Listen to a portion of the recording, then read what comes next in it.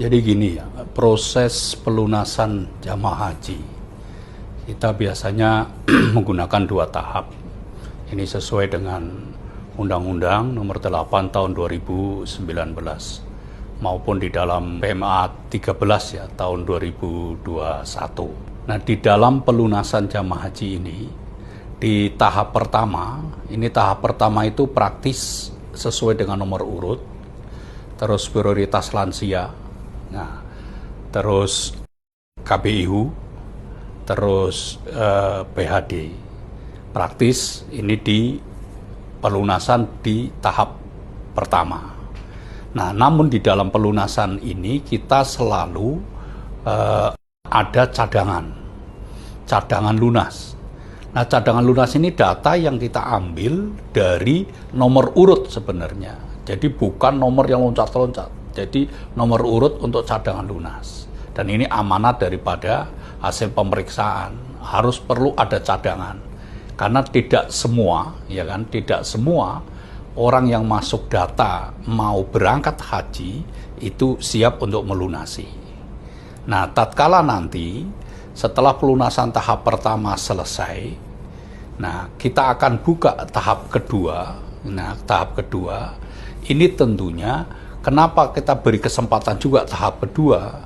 Karena di dalam proses tahap pertama ada yang gagal sistem.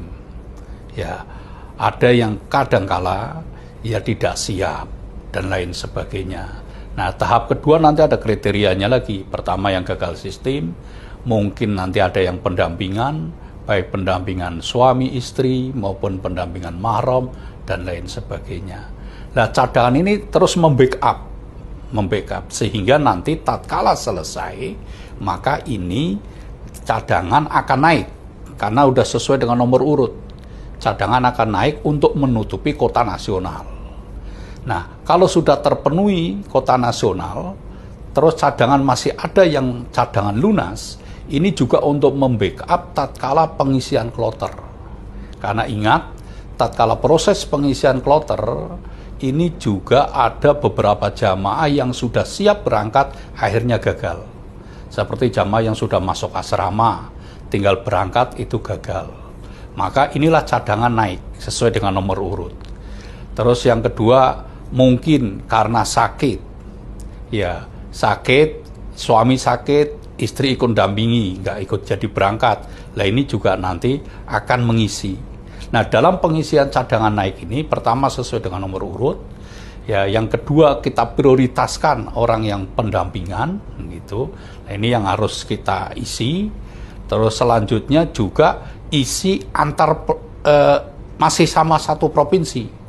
Maka ini yang jadi persoalan itu kan ngisi itu harus masih satu provinsi, bukan di luar provinsi. Jadi kalau cadangannya Jawa Barat yang gagal nggak berangkat, maka yang isi otomatis dari provinsi Jawa Barat. Nah, inilah pentingnya, urgennya kenapa kita buka peluang cadangan lunas. Karena prinsipnya cadangan lunas adalah nomor urut berikutnya yang akan berangkat di tahun berikutnya. Dan bila cadangan lunas ini tidak terbawa di tahun berjalan, maka otomatis ini akan menjadi prioritas pertama untuk berangkat di tahun berikutnya tatkala kota itu muncul lagi. Jadi ini istilah bahasanya ya untuk mengantisipasi agar penyerapan kota nasional ini bisa terserap secara maksimal.